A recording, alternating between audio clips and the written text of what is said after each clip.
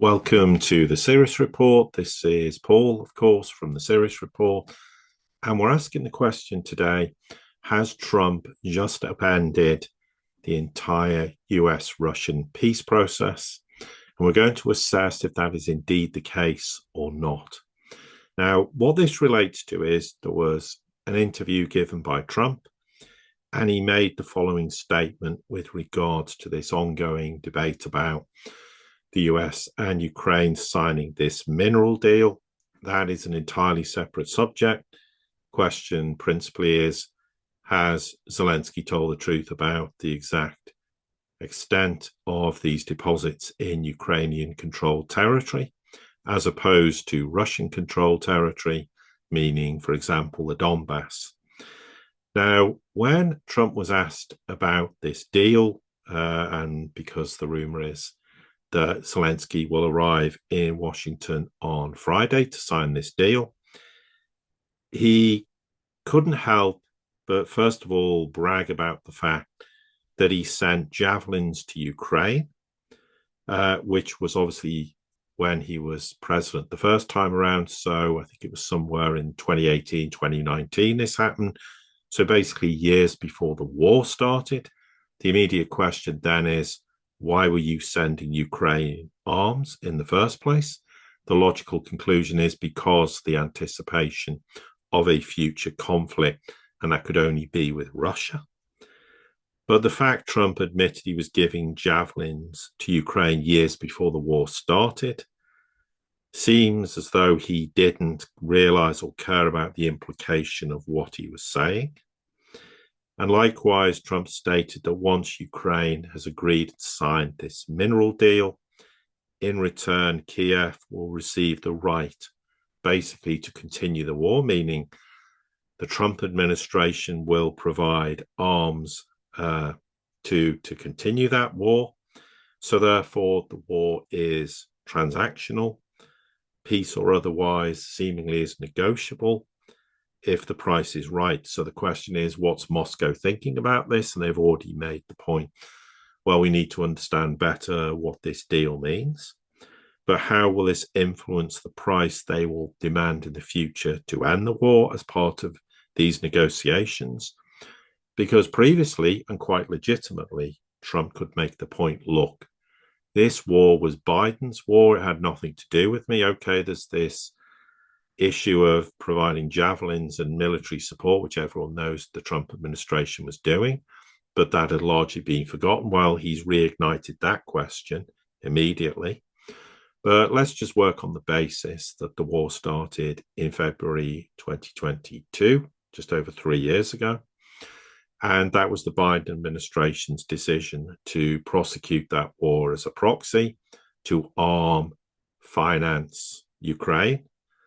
However much that was actually financed remains unknown, because there's claims, of course, of $100 billion has gone missing as far as Zelensky's concerned. But this was always Biden's problem. So Trump, part of his election campaign was, I'm going to end the war in 24 hours, which, of course, isn't going to happen because that 24 hours is long since gone. He then somehow talked about 100 days. Well, that might be optimistic also now, given negotiations haven't even started, even though there are people claiming wrongly that a deal has been agreed.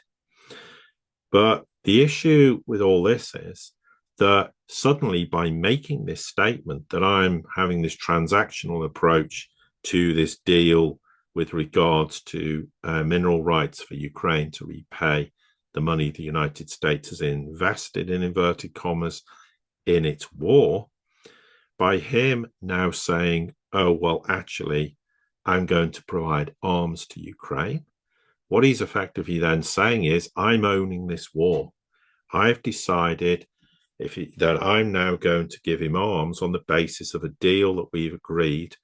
And that's the quid pro quo, because previously Zelensky wouldn't sign the deal. There was a huge argument and row with Besant when he went to Kiev.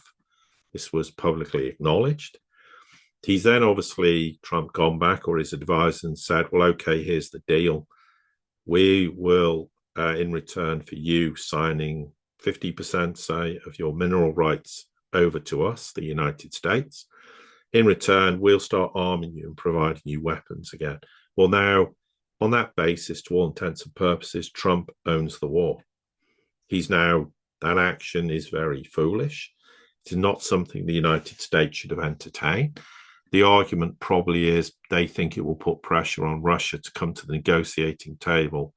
Well, it won't. In fact, it's likely to have the reverse effect. This could seriously upend any discussions regarding the Ukraine war between the two parties, because Russia can then point to this and say, well, you're now arming, you're now an aggressor, you're now continuing this proxy war, a war you distance yourself from. You said you wanted peace, you want the war to end.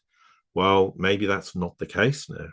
Now, we can't say definitively what the Russian response will be, but from our perspective, this is a very reckless statement.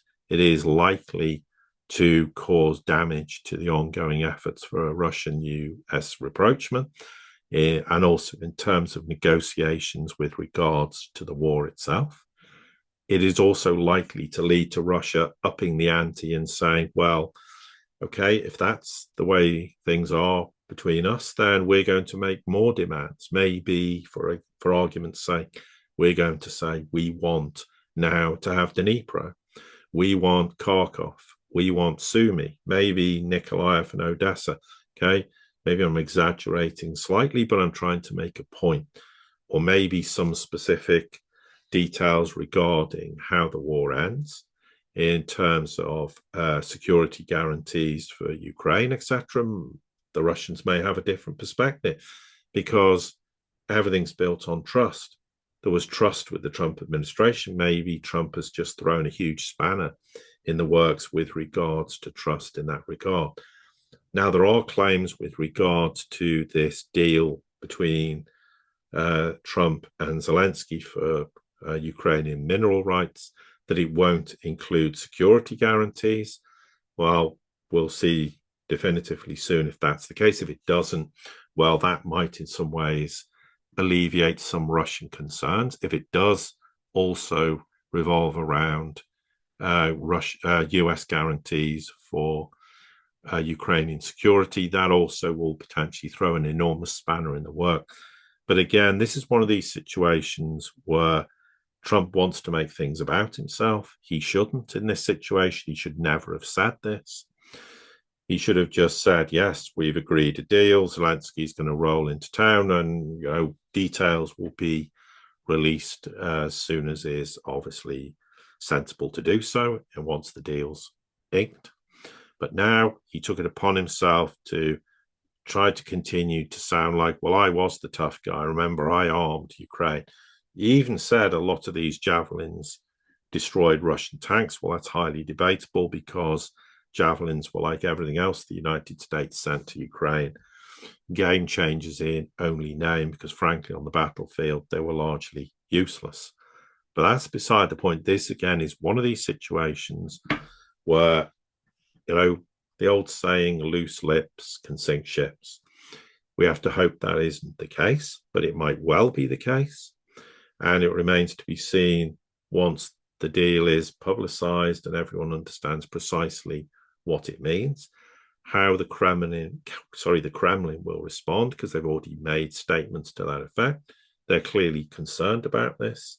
They're worried about the implications of what it means, because is this just another sort of mission creep where the goalposts change, things aren't to the United States' satisfaction, so they decide they have to sit there and project this pseudo-hegemonic power again.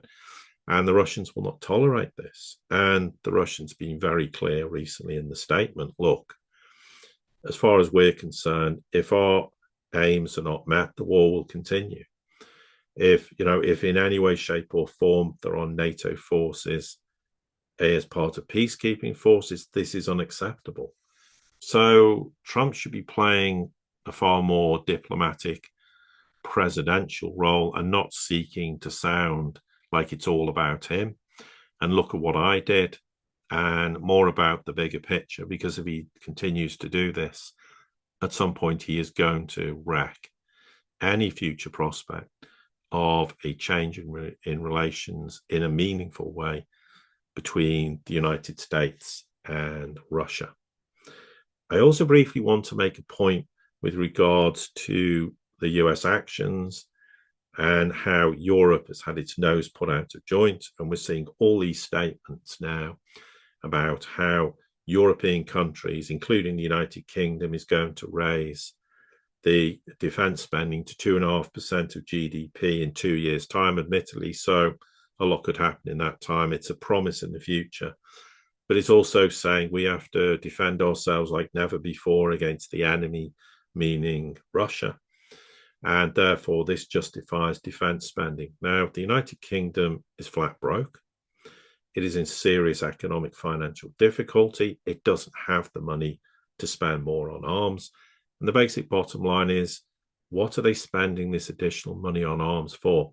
To fight a ground war with Russia, which will never happen, because there seems to be this idea amongst many people that somehow if Russia and the United Kingdom go to war, it'll start off with ground war. Well, how exactly does a ground war happen between two countries thousands of miles apart and one that happens to be an island? What, Russia's going to invade the United Kingdom? The United Kingdom's going to invade Russia? They're going to fight some war somewhere in Europe as a result of this? This is not realistic. In fact, it's not even remotely going to happen. The other thing is, oh, well, Russia will start attacking key cities, etc., etc. The bottom line is they're two nuclear powers. And they're not going to suddenly say, oh, let's go to war and let's start with the equivalent of pistols at dawn. After so long, when one of us starts to be winning this conventional war, we'll then both agree to start nuking each other and start a nuclear war, when both nations will understand the gravity and the extent of the problem, and it will immediately result in a nuclear war, which in 10 minutes will incinerate, for example, the United Kingdom, because the United Kingdom has no capability to defend itself against Russia's largest nuclear arsenal in the world, which is backed by hypersonic technology. The flip side is, you may argue, Russia has the capability to shoot down the United Kingdom's Dickensian nuclear arsenal. Russia's is very modern, the United Kingdom's isn't. But the point about all this is, people think this defense spending is justified on the basis we're going to have a nuclear war all over in 5 to 10 minutes. There is no basis for that. The other question everyone needs to keep asking themselves is, why do we always have huge and bucket loads of money to spend on wars, on arms, on defense? But why is it when someone goes, hang on, we have problems with the welfare state, we have problems with healthcare, we have problems in things that actually matter for the real people, there's no money available. Sorry, we have this big black hole. You'll have to have tax cuts. You'll have to have austerity. There's no austerity when it comes to war. I mean, just look at the enormous sums of money that have been spent by Western countries fighting as proxies in the Ukraine war. No one asked the question, where's the money coming from? And this has just now given this opportunity for leaders who are on the ropes, even like Starmer, to sound tough. And for some strange reason, a lot of British people seem to suddenly like Starmer again, going, well, good, because you're looking to stick it to the enemy, Russia. Starmer's not doing anything of the sort. It's just words. It sounds tough. They know full well they'll never go to war with Russia. They know full well there won't be any of these sort of conventional battlefield operations. It will go straight to nuclear war. No one wants nuclear war on either side. It's not going to happen. But it's an excuse to enrich, again, the military-industrial complex. And it's an excuse to spend money where it's not needed. And it's an excuse to try and continue this ongoing idea that Russia's our sworn enemy. Russia is the most evil empire on the planet, and we have to do everything to defend ourselves against this mythical war we're going to fight with them. And it's a way to get people on side and stop people reflecting upon the reality that we're economically bankrupt financially, societies falling apart. And we largely caused this because we decided to enter a proxy war in the first place that we could never win, namely the Ukraine-Russian conflict.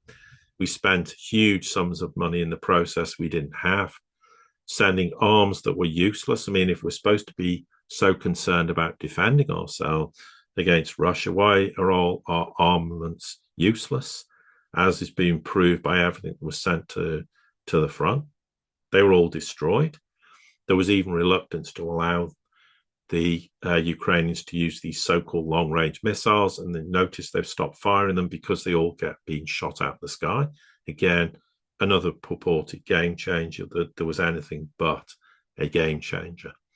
So this is a knock-on effect of Trump's statements where he totally bypassed Europe and Ukraine with regards to any settlement. So they have decided that they're going to take it upon themselves to have this new defense strategy. Well, the question is, if Russia was such a threat, why weren't they doing it 2-3 years ago? This is all just grandstanding, but this has all come out of the back of the fact that Trump makes statements, very bombastic, often not meaning what he's saying, thinks the entire world stage is transactional, which it isn't. And in the process, he could well have completely upended US-Russian rapprochement and peace talks to end the war. And if that's the case, well, Russia will continue the war until at some point someone in the West has the sense to go, enough is enough. We are going to end the war. We're not going to try and make it transactional and give Ukraine some hope that we still support them by giving them arms to continue fighting a war they can't win, as we know, because Ukraine does not have the military capability. It has suffered enormous losses. It doesn't have the military hardware, doesn't have the training. It's going to have to conscript raw recruits who are incapable of fighting on a battlefield. The war has to end. Trump has to honor the peace agreement and not potentially inflame the war by offering this inducement for Ukraine to sign a deal, because we'll continue to back you militarily to fight a war you can never win. And with that, I end this podcast. Thank you very much for listening, for all your ongoing support. Please like, share, subscribe, and spread the word. We're trying to grow the channel because, as ever, we keep people informed and we never, ever entertain them. And with that, I'll say goodbye.